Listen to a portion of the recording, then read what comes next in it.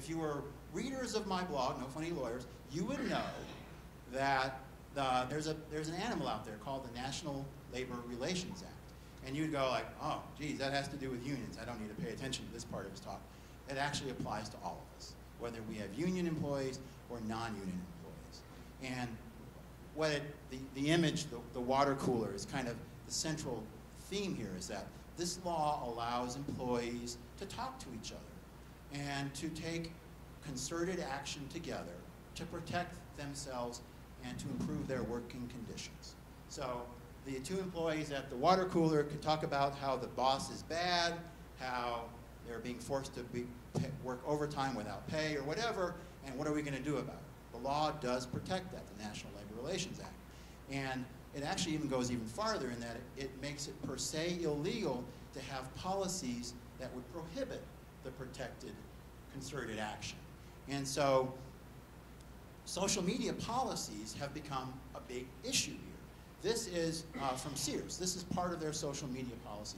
Disparagement of a company's or competitor's products, services, executive leadership, employees, strategy, and business prospect is one of the prohibited items in their strategy. They went to the National Labor Relations Board and said, is this okay? Are we chilling the employees' rights to engage in concerted, protected behavior with us? And the National Labor Relations Board said, that looks good to us, fine. So let's go to the next slide. Here's another policy. This is from the ambulance company, AMR. And AMR has a very similar policy. Employees are prohibited from making disparaging, discriminatory, or defamatory comments when discussing the company or the employee's supervisors, coworkers, or competitors. They had an employee who was written up for some kind of violation. She went on to her Facebook page and she used a lot of very choice language to describe her boss. And her friends on her Facebook page also included some of her coworkers who were supportive of her complaint. And AMR saw that. They fired her for violating this policy, which looks a lot like the Sears policy, doesn't it? And the National Labor Relations Board said, you know what? You're right, lady. You have the right to go on Facebook. Facebook is now the new water cooler, and complain to your coworkers about your boss's violation of what you perceive your rights. That this is the protected concerted action that the National Labor Relations Act was intended to actually protect. My problem with that, this is again not my area of expertise, is that it's the place where it's happening. It's no longer the water cooler. It's no longer standing out in front of the building and organizing yourselves. This is potentially a national audience, a worldwide audience. And there's a hearing next week based on, there was initial ruling in November. There's a hearing next week. The process will go on for a couple of years. We will not know the answer to this question. Can you fire people for calling you all kinds of names on Facebook? The word disparaging is actually the key word here. The discriminatory and defamatory parts, the law is pretty clear. You can take action from that. It's what's disparaging. And calling your boss all kinds of names, sure, that's disparaging, but is it protected? So the case law is full of it's the juiciest case law a lawyer can ever read.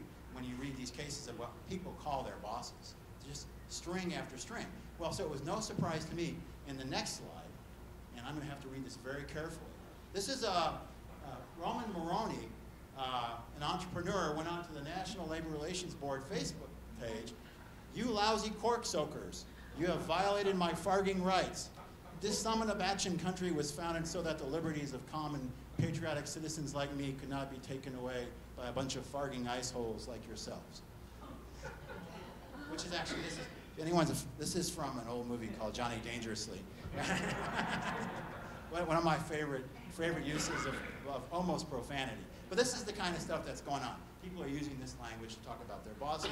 And right now, I'd have to tell you that it's protected until we know that it's not. That's a pretty scary place to be. And I think hopefully the law will recognize that you can say that to your coworker in private or in a moderately public event.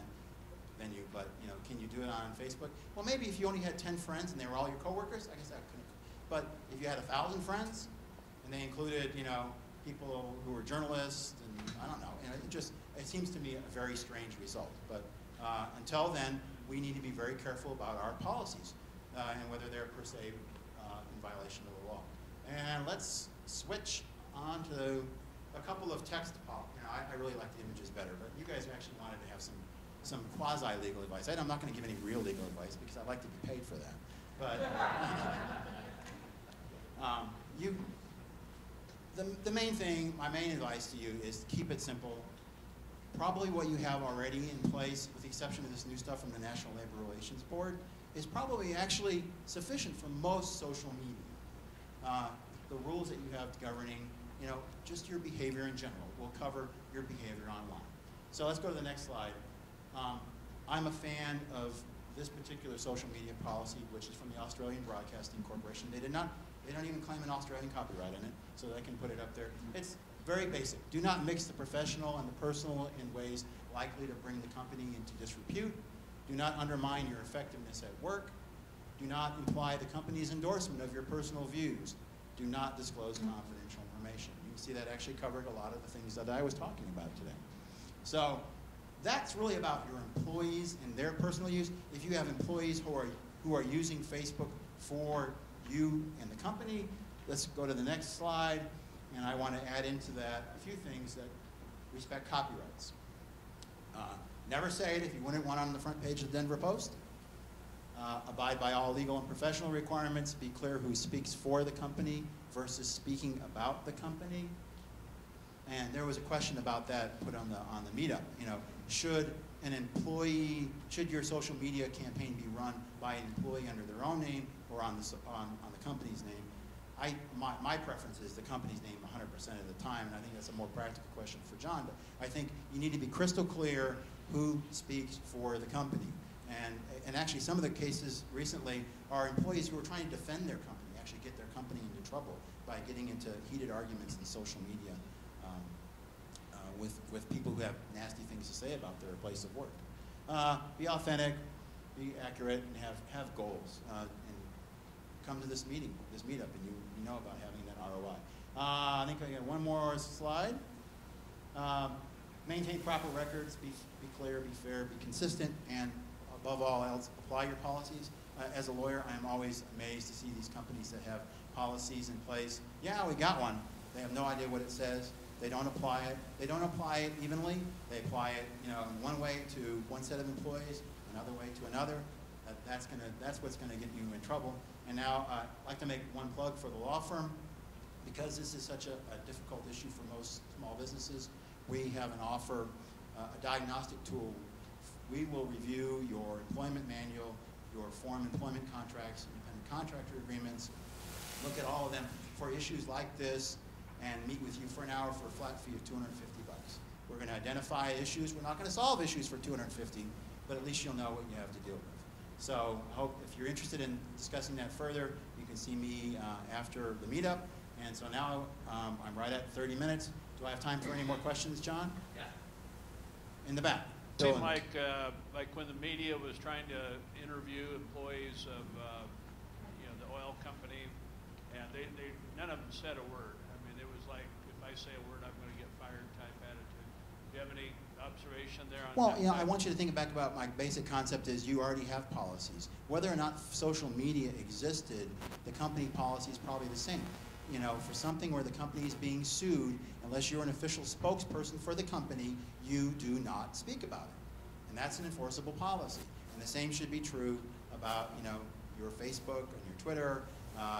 This is about, keeping, things in a company line. Now, how effectively can you monitor that? I don't know. But I think when you see a violation of it, you go to the person and you remind them that you do not speak for the company, do not take a position on this matter. It's in litigation, or it's, even if it's not in litigation, be clear who speaks for the company. Right here first. I'd just like to comment on that. BP had no social media presence, and so someone stepped in on Twitter called BP Global PR. and you can still look up that account and just blasted BP through social media.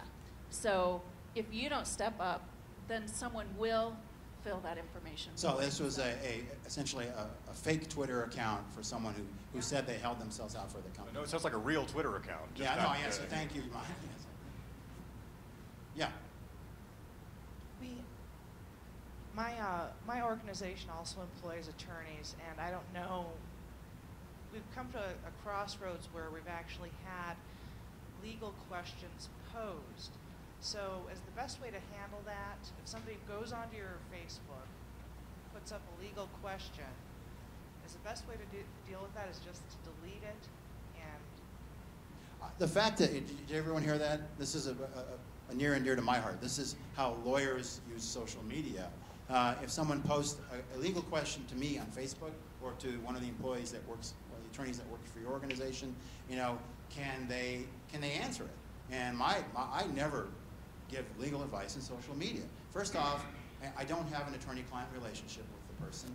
The privileges that attach to that aren't there. And second, like I said, I do like to be paid for that stuff. If I potentially could get sued for it, maybe I should have some reward for it. So when that happens, what I usually do is if I think there's potential for me to get business from it, this is why I use social media, I will direct message them and say, can we take this offline? Can we meet for coffee? Because, you know, there's only so much social media is going to do, folks. You know, it gives you that, you get foot in the door, and then you follow it up with something else. So, you know, whatever your business is, I would not actually do anything on social media that could get you sued, period.